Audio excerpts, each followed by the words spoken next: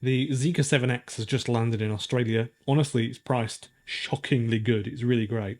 At under $58,000 before on-road costs, it actually undercuts the Tesla Model Y in basically every single way, apart from the boot capacity, which I don't think many people care about, which has been the best-selling EV in the country for a couple of years now. And it's not just about being cheaper. For that price as well, you're getting more tech, more range. I would say arguably better looking. I actually think it's better looking, but arguably for most people, I would imagine you'd agree. In fact, I'll do a poll and I'll put that in the community section so you can look afterwards. Hello, folks. My name is Ben Alexander here. Thank you very much for tuning in. I really appreciate your time. Thank you as well to these people on screen who are the channel members. I really, really do appreciate you being a part of the channel and joining and supporting me. So let's talk about the numbers first, because that's what has really grabbed everyone's attention at the launch in Sydney. So the Zeekr 7X starts at 57,900 Aussie dollars before you put the on-road costs on. By the time you've paid your stamp duty, dealer charges, regio, you're probably looking at something like 62,000 in Queensland, which is usually one of the better states in terms of those charges. Tesla's Model Y base variant comes in around 65,000, and then you've got to pay your on-road costs. So Zika has deliberately priced this so well, I think. And then at the other end of the lineup, the dual motor all-wheel drive performance model is $72,900.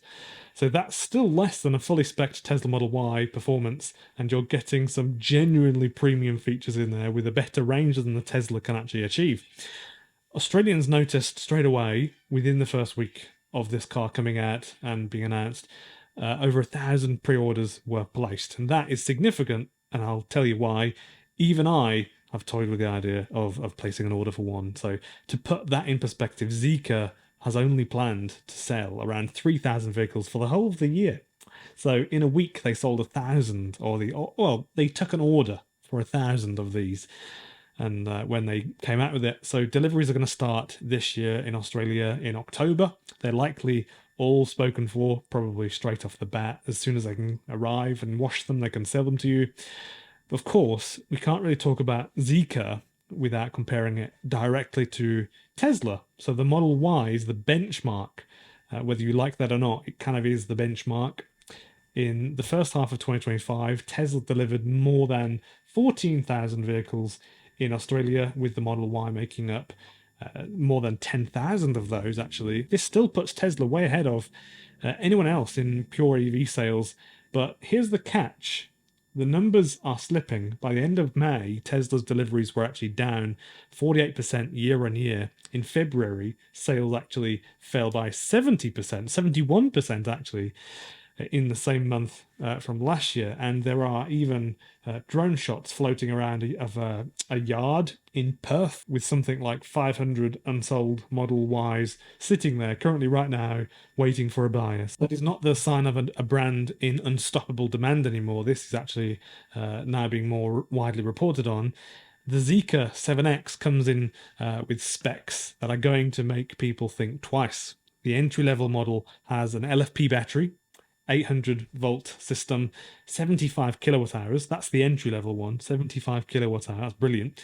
And that has a 480 WLTP range kilometers. Step up to the long range version, you get straight to 100. So it's a 100 kilowatt hour NMC pack with 615 kilometers of WLTP range, not Chinese range, WLTP. So it's what we would say is kind of more accurate. And if you go for all-wheel drive performance, you still get 5,500 kilometers WLTP range. Compare that to the Tesla Model Y long range, which is quoted around 600 kilometers at the minute. I just checked an hour ago just to confirm, because it depends on the model and the Juniper and all the different settings and the wheel, the wheels that you've picked and that sort of stuff. So Zika is already ahead of the Tesla on the range point. The single motor rear-wheel drive version makes 310 kilowatts, so this is the cheap one, 415 horsepower, that is, 440 newton meters of torque. The all-wheel drive version comes with 475 kilowatts of power, which is 640 horsepower, and 710 newton meters of torque. So that's a 0 to 100 sprint in 3.5 seconds. Here's the big deal, I think. All variants come with this 800-volt architecture. DC fast charging is up to 450 kilowatts, which means 10 to 80% in around 13 minutes. Or 13 to 16 minutes, depending on the model of the charger and the car. Tesla's V3 superchargers in Australia peak at 250 kilowatts, so Zeekr has leapt ahead in charging speeds. Inside, you're getting a very premium setup. They're beautiful to be in, and there's an augmented reality head-up display, frameless doors, a Qualcomm 8295 chip running the infotainment system and the over-air updates, and even has active air suspension on the all-wheel drive version, not the cheapest one. Boot space is decent, but it's not class leading or anything. It's 539 litres in the back and another 62 up the front, so that's less than the Model Y, which is actually one of the biggest boots in their class, which is 800. So, it's like 30-40% larger. But Zeekr is clearly betting that people will value tech and range more than that, basically. And the fact that I think it actually looks better than the Model Y. And let me know, do you think it looks better than the Model Y? I genuinely think it does. I think it looks marvellous. So will it sell better than the Model Y in Australia? That's what I'm curious to know. The next 12 months will tell. I think it might. And here's why. First, the value proposition is undeniable. More range, faster charging, a more modern spec sheet, all at a cheaper entry price. Second, consumer sentiment is really shifting, as you can see with the sales figures from the last year for Tesla. Tesla's relentless price cutting has frustrated early adopters who paid a lot more for their vehicles, and now their cars are worth a lot less because of the used market. And when they lower the price, automatically that's a chunk off of the value of your car that you bought 6 months ago, for example. Meanwhile, Zeekr enters as the fresh, exciting option without that baggage of the politics with Musk and Trump, which I will not go into. I don't want to get into that. The momentum is on the side of the Chinese brands, obviously, like MG, BYD, GWM. They're all climbing the charts fast, basically around the world, in Europe, in the UK. Obviously, in the UK, sales just quadrupled, for example, in one of my latest videos, which I will put at the end. Sales have quadrupled. So that's exactly what I'm talking about. EVs made up about 80% of all EV sales in Australia last year in 2024. That is a staggering market share, and I actually think it's going to be more than that this year. Geely, Zeekr's parent company, isn't a small startup either. They're actually a very large company. They own Volvo, Polestar, Lotus. They've got the manufacturing scale, the experience, the supply chains, the financial backing to make this work and to take large market share. I think they could definitely do that, actually.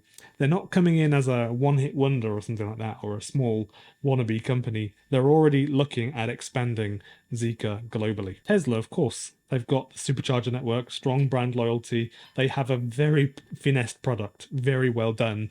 They've also got the extra stuff that I talked about earlier that people are not so into at the minute.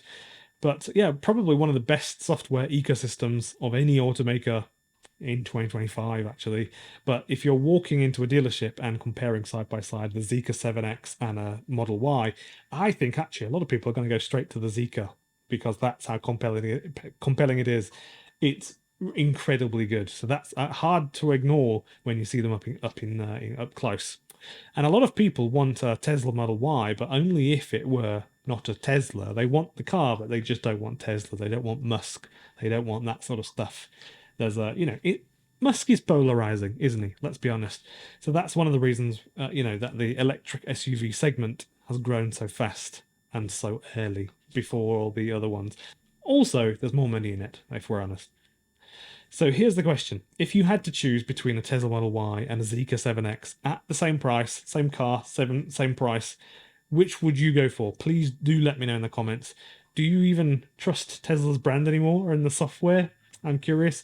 And does Zeekr's affordability and range win you over? Because they are very, very good. Let me know in the comments. I'd really love to hear what you think. There will be some more footage of the Zeekr and the 7X coming up in the next couple of months. So yeah, stay tuned. Subscribe. It's free. And make sure you click the little triangle underneath and make it so that you get the notifications. Otherwise, you will only get to see some of the videos. And just before I go, yes, Tesla are still charging ridiculous money to change the color of the car to red.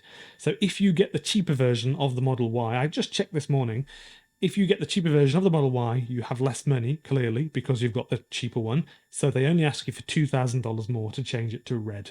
But if you get the slightly more expensive version, the long-range version, $3,000 because you want red instead of white. I think that's wildly mad. That's crazy.